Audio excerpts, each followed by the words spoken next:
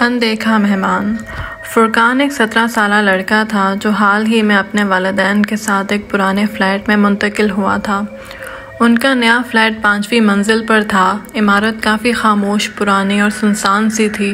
فرقان کے والدین دونوں صبح سے شام تک نوکری پر ہوتے تھے اور فرقان اسکول سے آ کر زیادہ تر وقت گھر میں اکیلا ہوتا۔ شروع کے چند دن تو سب کچھ ٹھیک رہا، لیکن ایک دن فرقان نے محسوس کیا کہ گھر میں کچھ عجیب سا ماحول ہے، جیسے کسی کی نظریں اس پر ہر وقت جمی ہوئی ہوتی ہوں۔ کبھی کبھار وہ کچن سے برتنوں کی آواز سنتا، کبھی ہلکی سی سرگوشیاں، لیکن وہ اسے اپنا وہم سمجھ کر نظر انداز کر دیتا۔ ایک دن اسکول سے واپسی پر فرقان نے دروازہ کھولا تو اسے ایسا لگا کہ جیسے کوئی چیز فوراً صوفے کے پیچھے چھپ گئی ہو۔ اس نے بلند آواز میں کہا، "کون ہے؟" مگر کوئی جواب نہ آیا۔ دل میں خوف بیٹھ گیا، مگر اس نے ہمت کر کے پورے فلیٹ کی تلاشی لی۔ سب کچھ ٹھیک تھا۔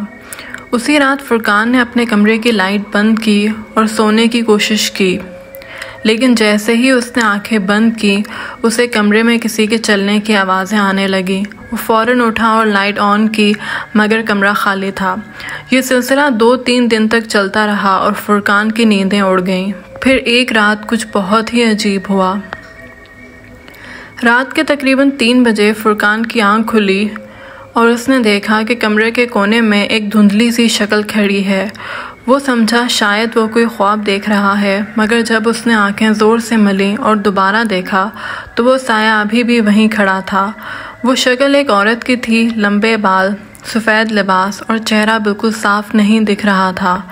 فرقان کا جسم جیسے ساکت ہو گیا۔ وہ چیخنا چاہتا تھا مگر آواز نہیں نکل رہی تھی۔ وہ عورت آہستہ آہستہ فرقان کی طرف بڑھی اور پھر رک گئی۔ اس کی مدھم آواز میں صرف اتنا سنائی دیا، "تم یہاں نہیں رہ سکتے۔" اگلی صبح فرقان کے والدین نے دیکھا کہ وہ زمین پر بے ہوش پڑا تھا۔